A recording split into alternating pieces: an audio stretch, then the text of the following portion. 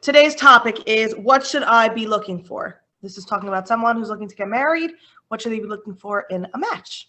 Okay, it seems like a very sensible question. This is definitely something everybody wants to know. And I think the reason why it really captures us, this question, is because it feels like something that we can have control over, so to speak. Like, oh, this is something I can make a decision about. It's much less like thrown in the wind. And I think that's why it's something that everybody really wants to answer for themselves. So that's just a theory on why it's a question that people are excited about. And also because help me get married. So this is the topic. This is all we're going to talk about today. But just remember that there's many pieces to somebody being successful in getting married and finding their bashert and being, dating properly, etc. So there's other things, and it's not like, oh, you figure this out and you're going to figure everything else out. There might be other things that arise that you need to conquer and approach and deal with, and I just want to make sure that's very clear. Okay. So here's our activity, and this is why you had to bring a paper. Take a second. I'm going to give you about a minute or two, and I want you to really, really, really think about what you want in a spouse, in a husband, or in a wife, and write it down. Don't hold back. Just write, think about everything that you envision your spouse having. That's something that you want in a spouse, and just let it all out. Give yourself, just put yourself in that zone, in that mode, and write. So I hope you're actually going to all do this, because this is very important.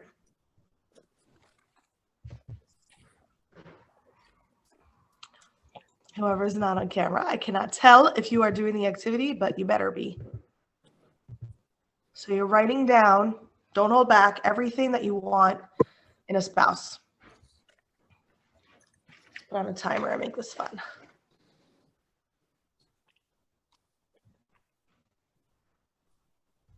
Keep on writing.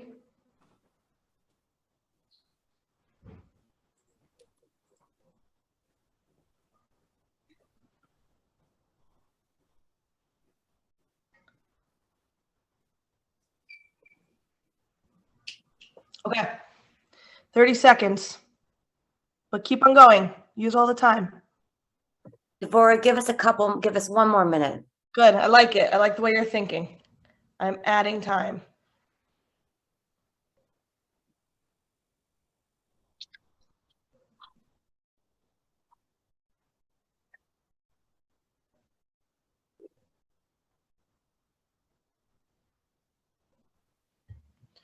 One minute from now, okay?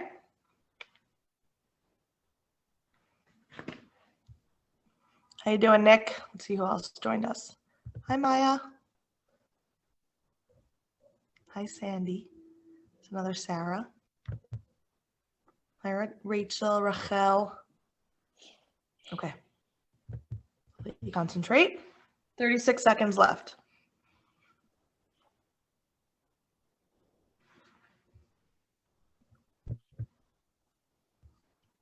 Hi, Maya.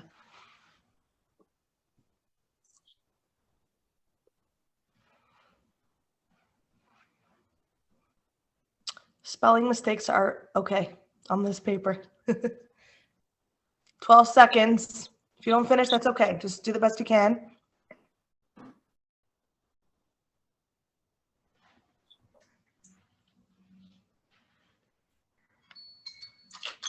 Time's up. Dismiss. Okay. Thank you. Now, the next thing that we're going to do is really, really important. So listen closely to the instructions, okay? Hold up the paper. No one else has to see it, but hold it up to yourself. Hold on tight. Turn the paper. And with as much energy as possible, tear it up. Tear the whole thing up. Gone forever. Put it in a trash can. Put it in a shredder. This is why I wanted paper and not like putting it on your phone. Take that paper and physically rip it up. Get rid of it, never to be seen again for the rest of your life.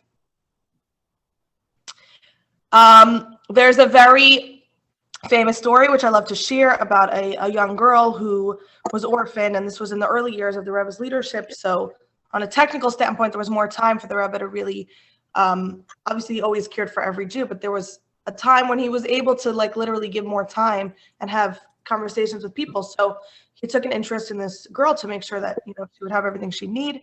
And he said, "What's going on with your shidduch? How come nothing's cooking?"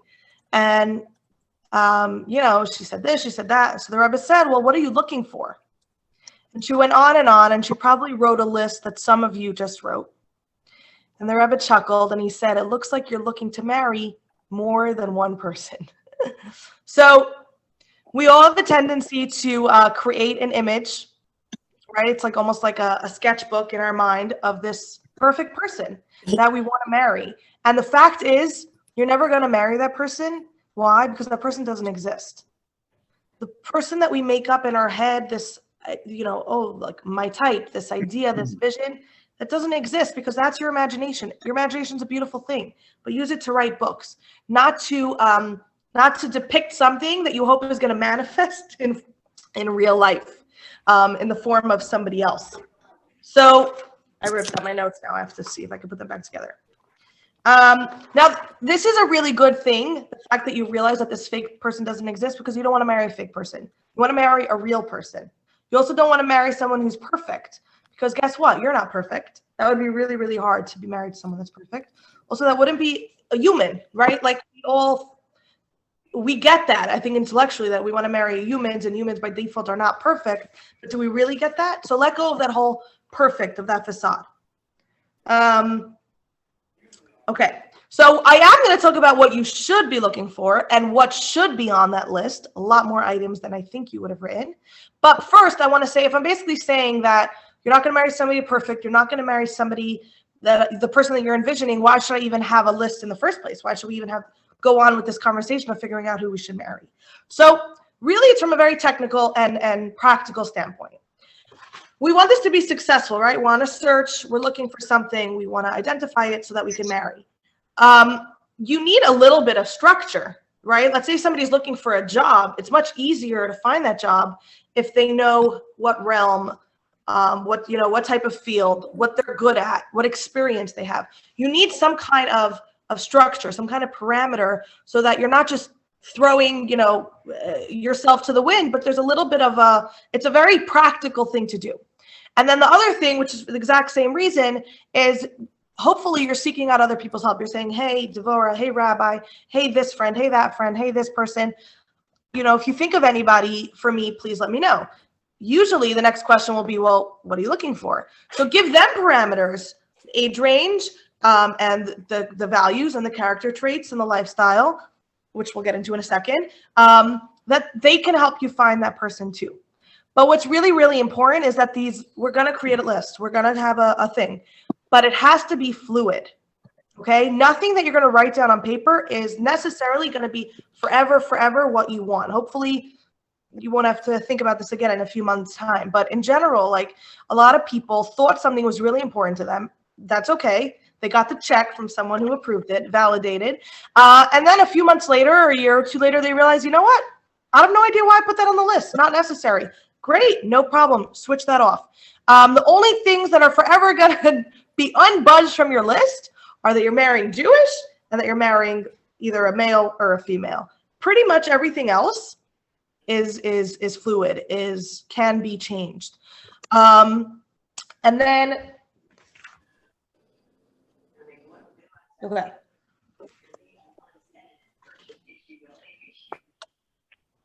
Okay, so now let's talk about what you're actually going to do, okay? Before you write down what you're looking for, write down your qualities, okay? So we have to remember, we're not dreaming of the perfect guy or the perfect girl. We're looking for our match. So you have to be honest with yourself. It's right, I'm looking for Devora's match. Esther's looking for her match. She's not looking for a match for Laura.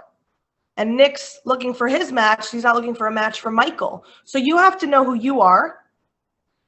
And then you can be like, "Hey, what's a good match for this person in terms of on paper?" So who you are, you don't have to like go to therapy and blah, blah. I mean, maybe you should go to therapy, but for this conversation, you don't have to, this isn't like just a year discovery, go to India. It's more like just literally sitting down and being honest. What are your greatest qualities? And just like knowing who you are, right? Like, I'm this kind of person, I'm that kind of person, I'm that kind of person. Then what you could do is the next step, which is actually thinking about what are the kind of non-negotiables, again, to give you a parameter, to give you a starting point, so that you can actually go somewhere productive and not just, okay, I'm looking for somebody. So there's different theories, but they really all align with the same concept. I like to tell people to think of 3 things. If that's too little, 5 is the max.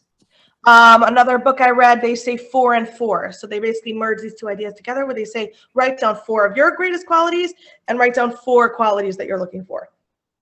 So it's the same exact idea, but basically very minimal. And one more caveat I want to say is that there's 2 categories, and they're all able to be on your list if you want, but you have to differentiate between what's a need and what's a want. And I'll give an example of a want, right? If there's a very tall girl and she wants a tall guy, I could consider that valid, okay? But you want to put it in the want category. And the reason for that is because let's say she meets somebody or somebody comes up that's really just perfect and she even really likes him, but he's not tall. I think a want should be easier to let go of, okay? So now that I told you to rip up your other list, let me see if I wanted to say anything before I actually tell you to write them down. Okay, yes. So one more thing before we actually get to writing. It's hard to know for yourself if something is valid or not. Something should not be on the list. Actually, I have a few more things to tell you. Sorry. So this is when you would consult with somebody. It could be a really brief conversation. I've even gotten texts like, these are my 3 things. What do you think? And usually I'll be like, yeah, those make a lot of sense. Or I'll be like, well, I'm not sure about number 2. So just make sure somebody else who you respect, like I always say, have a mentor. It could be it's a very brief conversation, maybe, unless they see something glaringly off and they're like, wait, let's sit down. But, you just want to know that these things on your list are noble, they're just, they make sense, and they make sense for you. Okay. There's kind of 3 categories in terms of, you'll see how I break this down in a second. What are things that should be the same as you? What are things that can be the same? And what are things that don't necessarily have to be the same? So the things that should be the same as you, and we discussed this many times, is values. Is everything always going to be perfectly aligned? Impossible in the human world. But values, you're looking to build a life with somebody, they have similar values. Let's say Jewish education, for example, being a value, respect for parent, whatever it is, that's something that should be the same. You're not looking for someone with different values. This isn't you can have friends with different values and learn from them, but to build a life with somebody, to be married to somebody, for the most part, and things obviously will come up, and this is where you'll consult or listen to your heart or listen to wise counsel. But for the most part, you should be looking for someone with similar values. Background, which we spoke about last time, it's very nice. Meaning, like, for example, if for Baal Tshuva to look and be like, I think it makes sense for me to be getting married to another Baal Tshuva, that makes a lot of sense. But that goes into the category of doesn't have to be, right? Like, it could be, it would be really nice, it makes sense. I like to think of similarities when it comes to backgrounds and ethnicities and cultures and stuff like that. Because of the similarities, it helps. But that would be like not a must, but it could be really nice.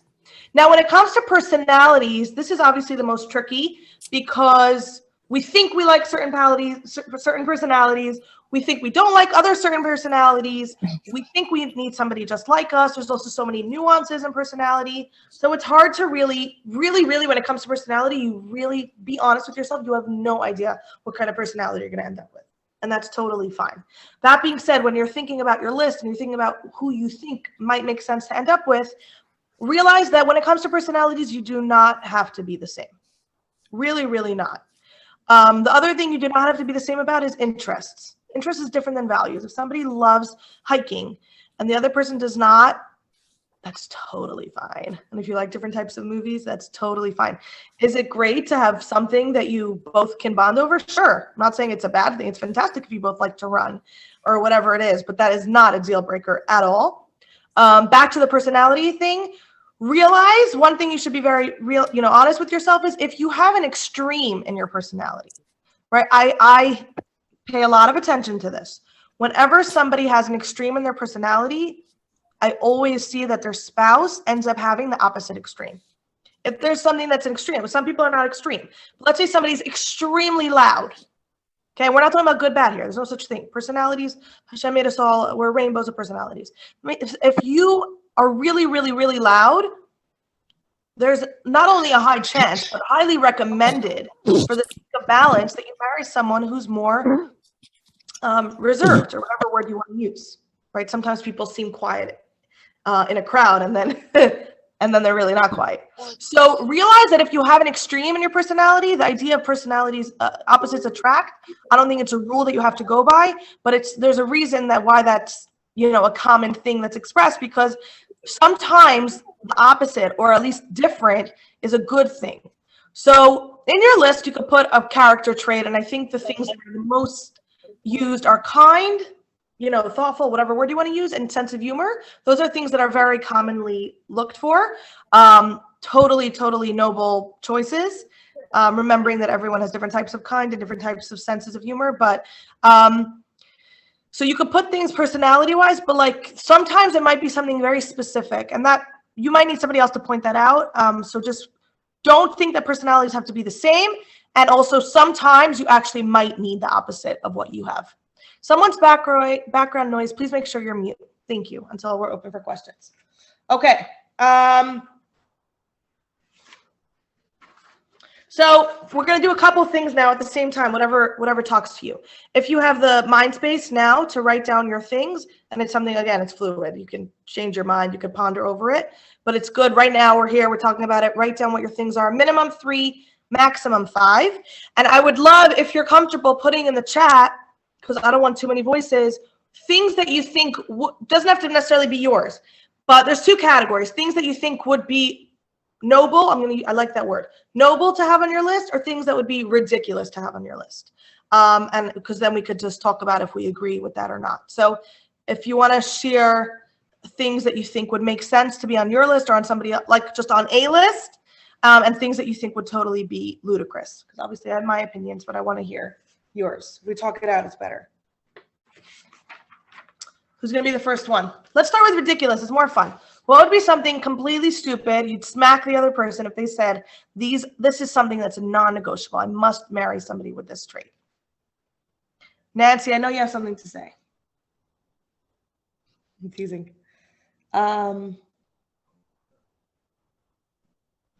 Okay. No one? Oh, I have one. Please. It has to be a doctor. A doctor. Very good. A certain career. Completely not. That's ridiculous. Let's see. Someone wrote, need. Yes, need. Slow to anger, happy demeanor. So happy demeanor, absolutely. I love that one. Slow to anger, I feel like that needs a lot of commentary. And it also sounds like maybe sometimes when people write on their list, I'm going to share something that was really funny. So Nechama's Ye's second to youngest sister, okay?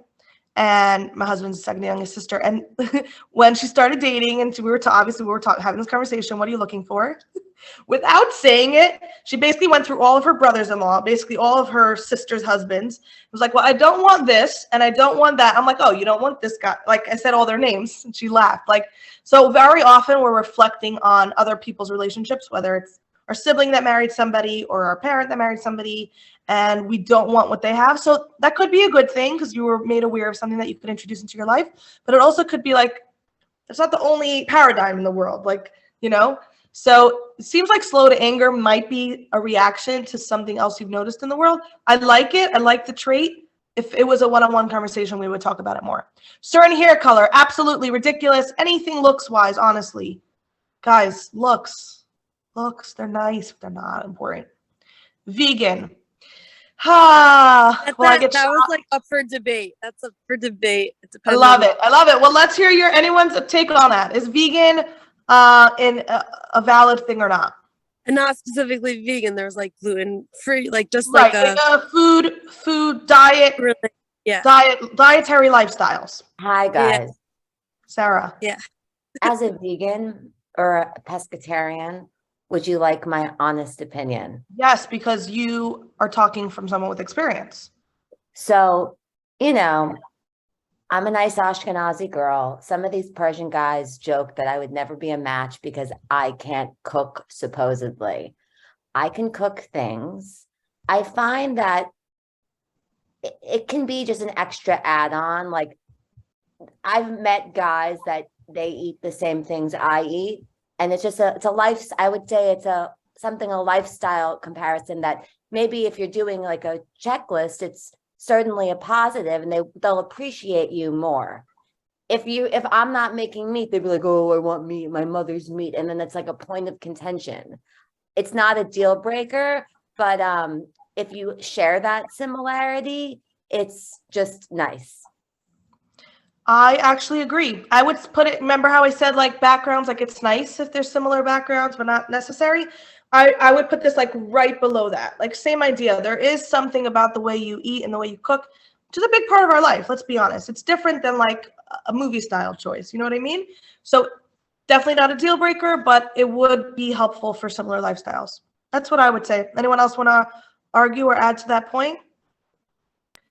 I can chime in quickly. I think Yeah, that's please. most rooted in respect. Like you might have a dietary restriction or dietary lifestyle, and you need whoever your partner is to respect that about you. Anything, respect, we could make that the next class. Respect is the foundation of every relationship, but very good point. Absolutely. If they don't respect your choices, by the way, I mean, speak to your mentor, but that's not someone you should continue seeing because respect is the foundation for any relationship. Let's just quickly read this. Leave the Persians out of it, Sarah. Okay, career, specific background that we discussed. I think it's a bigger conversation, but I gave my opinion already. Having no loans. Oh, loans. Interesting. Okay. I just want to say if somebody does have that on the list, maybe there's a trauma that, you know, they grew up in a home where the parents had no money because of so some things have to be maybe understood. What's the meaning? What's the behind the story, you know? Okay, nice comments. Noble, kindness. Absolutely. Remember that when Eliezer was sent by Abraham to find the first shidduch, and he said, Hashem, I need like a sign. You know what my sign is going to be? Someone who shows kindness. So absolutely. At the end of the day, you want to admire the person and think highly of them. But if they how they treat you is really what matters most. So yes, I hope everyone in one form or another has that on their list. Family-oriented, very wonderful quality. Not everyone's going to have it on their list, and that's okay. But if you have it on your list, I completely respect that. Integrity, I like. Ambitious, I like, but remember, ambition looks different on different people. And also remember, is that a quality that aligns with you? Some people are lazy ducks, let's be honest, and then they want their husband to be, or vice versa, to be like this go-getter. Like, who do you think you are, you know? Okay. So I'm hoping that some of you wrote a list. You know, it's good for you. Look it over with somebody who you respect. I see that question. I'm gonna, this is a great chat. I'm gonna answer the question about dating apps in a second, okay? Because it's a great question. So one thing I want to do now, though, is recommend something. It does seem kind of formal. It does seem to fit more in the shidduch matchmaking system, but there's different ways to use this. First of all, it's a way to put your thoughts on paper. Again, this is a real thing. Second of all, you can share it. Okay, it's really helpful to me. Let's say if somebody asks me to have them in mind or to share it, I have this. Okay, so what am I talking about? It's writing a dating profile. Mitch, when you have a second, you could put, we have a sample for you to see what a profile might look like. I blocked out this person's name and picture, but this is an actual profile that somebody wrote. And this morning I'm like, you know what, let me help people. So I made a Canva template, one for guys, one for girls. Canva is really easy to use for those of you that are not familiar. I have the link. Mitch has it somewhere. You can use it, copy it to make sure you're not editing the original, and edit accordingly. And I just want to help you. And what things that you would include on the profile as technical stuff, your age, where you're from, you know, where you work, etc. If you want to tell people there's a resume component, you know, your education, Jewish, college, whatever it is, your career options. Bottom line is not that it defines you, but people want to know what you're up to, where your productivity is. And then an about me, just tell you a little bit about me, who I am, what I like, what my interests are, what I'm passionate about, what I see my future, and then what I'm looking for. And this profile is very good for you. Fluid, things can change. Your age won't change, but you will change. Some people actually like to put two. Unfortunately, I wish pictures wasn't necessary, but unfortunately today it is. So if some people don't want to feel, oh, this picture's more this side of me and that picture's more this side of me, you could put 2 or 3 pictures. I find that very helpful because like I'm like, it reminds me that there's different personalities here, you know, part of the package. So it's good for you, and it's good if you really want someone to help you out. You can ask a shadchan if you want to go that route to find you a match if you don't have a profile. It's just not fair. So I hope that's really helpful. And now I'm gonna, what's our timeline? Okay, exactly 1:30. I'm gonna answer questions now. Actually, I want to say one more thing so that people can go if they have to. This is a little bit on a slightly different note, but I think it was very important to mention here that people are going to come up in different ways, right? Whether it's an app or well, these are my templates.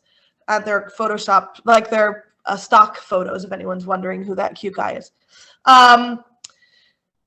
You know, a friend might make a suggestion, your rabbi might make a suggestion, a matchmaker, an app, etc.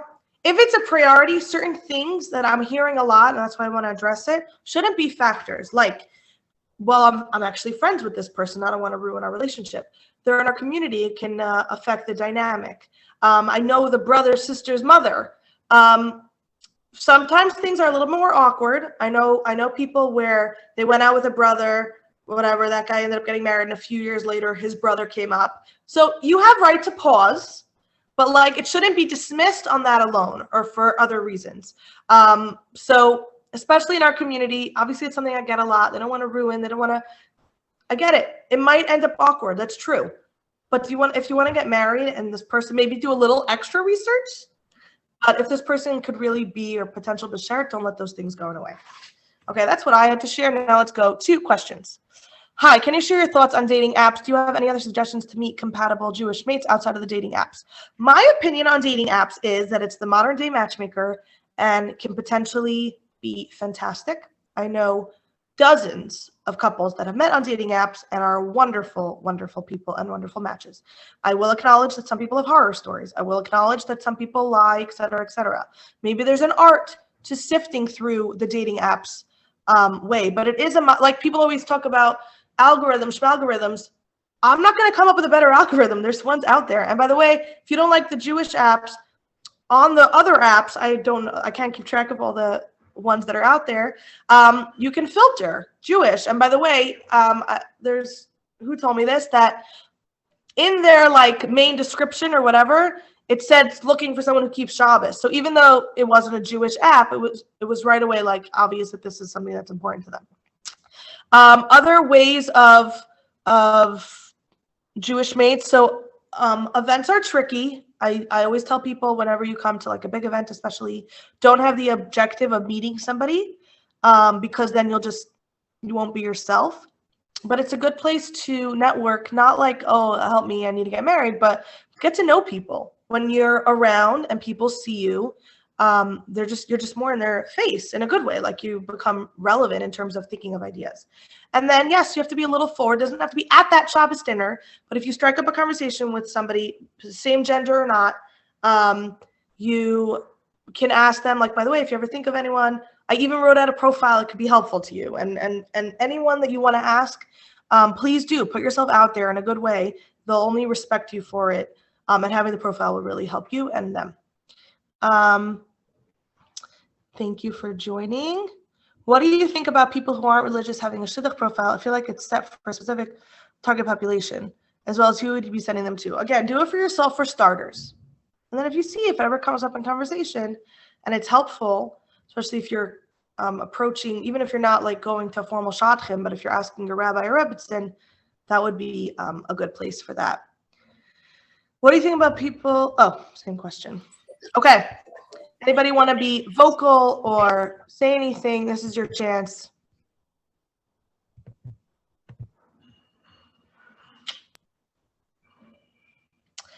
Okay. That was easy. Nothing else? The video will be on YouTube later if anybody wants to re-listen or pass it on to somebody else. Thank you, Mitch, again so much. I'll stay on for a couple more minutes if anybody wants to use their voice. Or share what I like the idea of also sharing more what should or should not be on people's lists. I think it's helpful to hear others.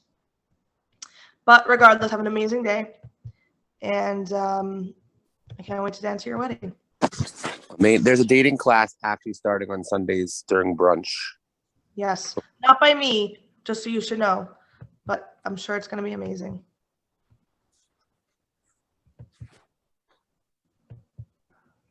Simon, we're looking for guys for Shabbat dinners this week and next week, so you can message me.